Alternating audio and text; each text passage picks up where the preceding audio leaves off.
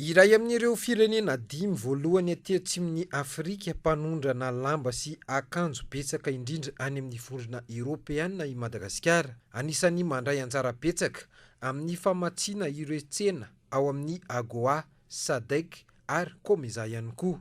Izay no antony mampiroborobo be ireo orinasa afaka misehatra eo amin'ny fanodinana lamba sy ny tao-zaitra eto amintsika. Mitombo isan'andro ny filàn'ny piasa matihanina ho an'ireny orinasa ireny. Miezaka mamaly izany ny ministeran'ny fampianarana teknika raha ny endrim-piofanana hita eto amin'ny CFP Ambohidratrimo nojerena. Ny fampiraharaha amin'ny entreprise, inona ny fianarana tian'ny entreprise ho ataon'ny centre, dia nanomboka teo no namatsian'ny UNESCO fitaovana ny sekoly mbo hifanaraka ny fampianarana sy ny zavatra endrasan'ny orinasa. Dia izay no natonga ny CFP Ambohidratrimo afaka tanteraka miara-miasa tanteraka amin'ny orinasa rehetra ity amin'ny manodidina ary tsy teny afa-tsy ny faritra Nalamanga. Efa anjatony ireo mpianatra nivoaka teto ary efa tafiditra eo amin'ny tontolon'ny asa avokoa. Izany raha teo no tanjona napetraka eto.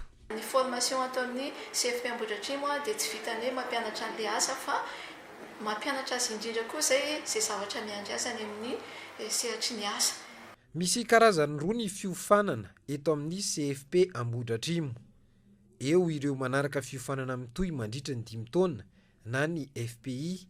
Eo ihany koa ireo miofana fotoana fohy ahafahany miditra amin'ny sehatry asa vetrany.